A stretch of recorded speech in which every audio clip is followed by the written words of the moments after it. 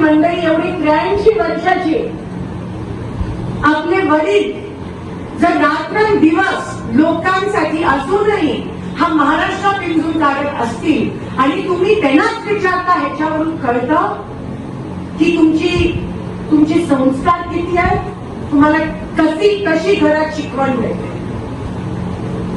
आणि ते सगळे ज्यांना संस्कारच दिले गेले नाहीये ते सगळे एकत्र झाले असतात.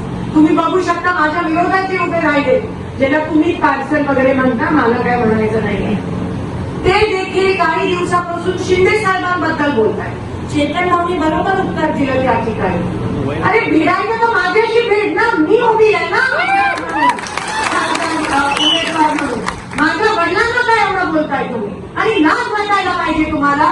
ज्या माणसांनी संघर्ष केला, तुमची पावती नकोय, सगळं सोलापूरला माहितीये की या माणसाचा संघर्ष काय ते. तुम्ही कोण येऊन आम्हाला सांगता?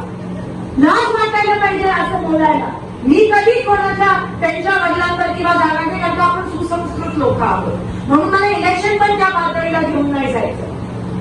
मी उमेदवार आहे तेवढं नाही आले, भिडायचं तर माझ्या कामाबद्दल बोला. 15 वर्ष उगाच नाही माझ्या लोकांनी मला निवडून आणलं, तो पण संघर्ष होता. आणि तुम्ही म्हणताय संघर्ष नाही म्हणजे तुम्ही माझ्या लोकांना अपमानित करताय, मला नाही. कारण का आमची लोक कामाला बघूनच निवडणुकीत मतदान करतात, दुसरी गोष्ट कोणती गोष्ट बघत नाही त्या ठिकाणी.